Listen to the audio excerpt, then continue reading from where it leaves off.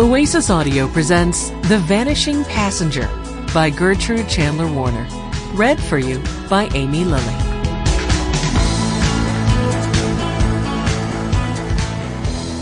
Chapter 1. Not everyone is a Finch fan.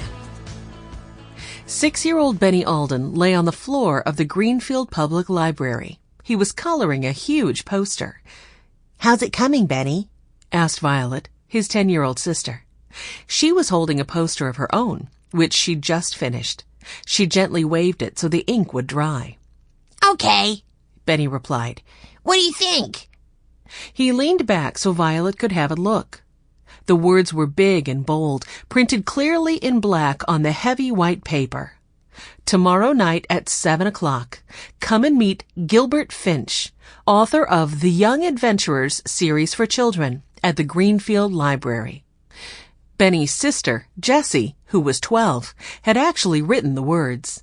Benny was still learning to read and write, but he did add little drawings of Mr. Finch's books. The Aldens loved Gilbert Finch's books. Each one was set in some faraway place, and the main characters were always children who found themselves in exciting situations. "It looks great, Benny," Violet said. "I like the little books you drew around the outside. I'll bet Mr. Finch will like it, too." "I still can't believe he's coming here," said Jessie. She was coloring another poster. "He has so many fans, and yet he's coming to our library." "And all we had to do was ask him," added Henry. At 14, he was the oldest of the children. "Violet's idea to simply write him a letter was great." Violet smiled. "The worst he could do was say no." But Finch hadn't said no. He'd written back to the Aldens right away and said he'd be delighted to visit their library. His latest book, The Lost Chamber of Gold, was an exciting story set in the jungles of Brazil. Mr. Finch had been visiting other libraries and bookstores all over the country. "A lot of people will be here to see him tomorrow night," Jessie pointed out. "Mrs. Connolly said as many as 100. "Maybe even more," said Mrs. Connolly, who walked into the room at that moment. She was the head librarian and knew the Aldens well. "I just got off the phone with Ms. Pollock over at the elementary school. She's asking everyone in her class to come." "Wow," Benny said. Ms. Connolly walked around to see everyone's posters. "They look very nice," she said. "Where will you put them?" "All over," said Violet. "Anywhere they'll be seen by a lot of people. The supermarket, the bank, the school," Jessie added. "The gas station," Henry continued. "And the train station," Benny said. "Don't forget that."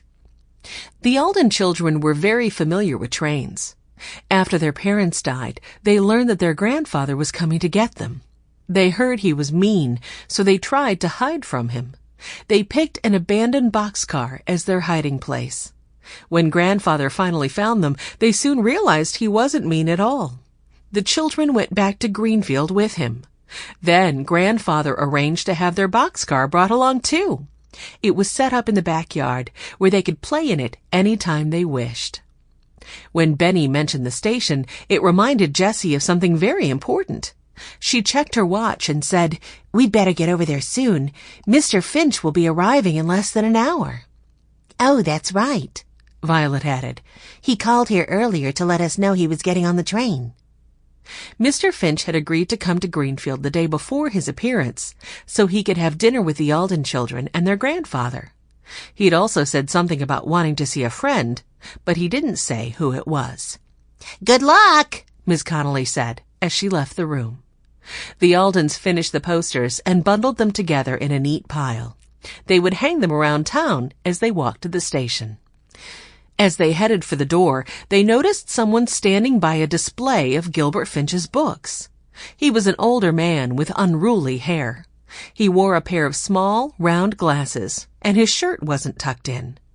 The children had arranged the book display the night before, and they were very proud of it. This strange man, however, didn't seem very impressed. Instead, he was moving the books around so that they were harder to see. He turned them so only the backs were showing. And then he took some other books off the shelf. Sample complete. Ready to continue?